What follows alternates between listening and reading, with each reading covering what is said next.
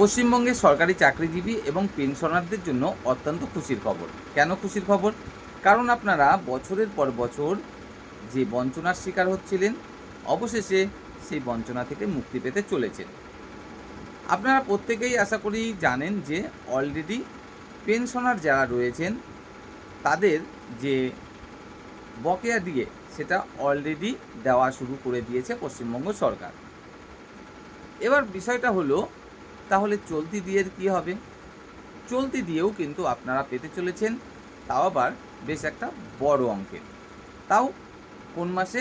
এই চলতি মাসেই আপনারা সেই দিয়ে পেতে চলেছেন। যতদূর জানা যাচ্ছে যে আজ বিভিন্ন কর্মী সংগঠনের সাথে পশ্চিমবঙ্গ সরকারের যে বৈঠক রয়েছে, সেই বৈঠকের পরেই কিন্তু এই দিয়ে ঘোষণা করা হতে পারে। আর যদি কিছুটা সময় নেওয়াও হয়, সেক্ষেত্রে চলতি মাসে যে পূর্ণ বাজেট হতে চলেছে সরকারের, সেই বাজেটে কিন্তু পশ্চিমবঙ্গের সরকারি চাকরিজীবীদের জন্য একটা বড় অঙ্কের দিয়ে ঘোষণা করা হতে পারে, এবং সেটা যতদূর জানা যাচ্ছে হতে পারে ৮ থেকে ১০%। আপনারা প্রত্যেকেই জানেন যে কেন্দ্রের সাথে পশ্চিমবঙ্গ রাজ্যের এই যে ডিএর পার্থক্য, এটা কিন্তু একটুখানি নয়, অনেকটাই বড়। ৪২% কিন্তু পার্থক্য। না, একবারে যে আপনারা ৪২% এই দিয়ে পেয়ে যাবেন তেমনটা কিন্তু আশা করবেন না। আপনারা প্রত্যেকেই জানেন পশ্চিমবঙ্গের অর্থনৈতিক অবস্থা বর্তমানে ঠিক কোন জায়গায় দাঁড়িয়ে রয়েছে। একটা দুটো টাকা নয়, ৮ লক্ষ কোটি টাকা ঋণ পশ্চিমবঙ্গ সরকার। সেই মুহূর্তে দাঁড়িয়ে এত রকম জনকল্যাণমুখী প্রকল্প চালিয়ে, তারপরে আবার কর্মীদের বকেয়া দিয়ে তারপরে আবার চলতি দিয়ে একবারে পুরোটা শোধ করে দেয়া, এটা তো কখনোই সম্ভব নয়।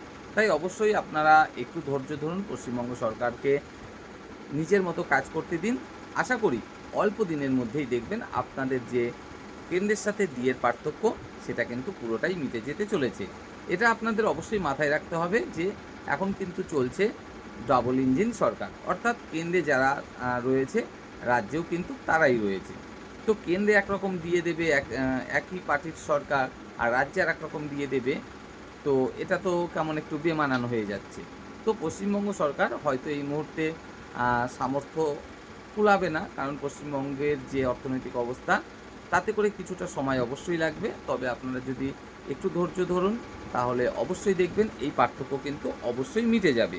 এবং যতদূর জানা যাচ্ছে, আবারও বলছি, আজ রয়েছে বিভিন্ন কর্মী সংগঠনের সাথে পশ্চিমবঙ্গ সরকারের এক বৈঠক এই ডিএ সংক্রান্ত বিষয়কে কেন্দ্র করে, যেখানে বকেয়া ডিএ যেগুলো রয়েছে সেই সংক্রান্ত আলোচনা অবশ্যই হবে। তার সাথে আলোচনা হবে চলতি ডিএ নিয়ে। তো চলতি ডিএর ক্ষেত্রে লাভবান হবেন কারা? বর্তমানে যারা চাকরি করছেন তারা লাভবান হবে। শুধু তাই নয়, তাছাড়া পেনশনার যারা রয়েছেন তারাও হবেন লাভবান। এছাড়াও যে বকেয়া ডিএ, সেটা অলরেডি পেনশনার যারা রয়েছেন এবং যাদের বয়স মোটামুটি একটু বেশি, তাদের কিন্তু প্রথমে সেই বকেয়া ডিএ অলরেডি দেওয়া শুরু করে দিয়েছে পশ্চিমবঙ্গ সরকার, এবং ধীরে ধীরে কিন্তু অন্যান্যদেরও এই যে বকেয়া ডিএ সেটাও মিটিয়ে দিতে চলেছে পশ্চিমবঙ্গ সরকার।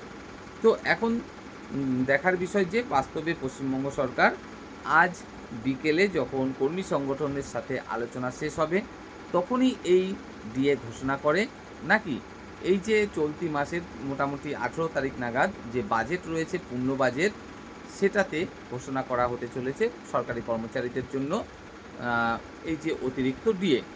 আপনারা হয়তো অনেকেই হতাশ যে ভোটের আগের মুহূর্তে বিগত সরকার 4% মতো ডিএ ঘোষণা করেছিল, সেটা এখনও পাননি। তো আপনাদের সুদে আসলে কিন্তু সেটা অবশেষে পেয়ে যেতে চলেছেন। পেতেন আপনারা 4% ডিএ, সেখানে ন্যূনতম এই মুহূর্তে পেতে চলেছেন এ মাস থেকেই 8 থেকে 10% ডিএ। অর্থাৎ মাত্র 2-3টে মাস আপনারা 4% ডিএ না পেলেও যেটুকু ক্ষতির সম্মুখীন হয়েছেন, এখন সেটা কিন্তু একদম সুদে আসলে পুষিয়ে যেতে চলেছে। তো এবার আপনাদের অনেকেরই প্রশ্ন হবে যে এই যে চলতি মাসে ডিএটা ঘোষণা হবে, সেটা কি চলতি মাস থেকেই পাবো আমরা, নাকি আগামী মাস থেকে পাবো?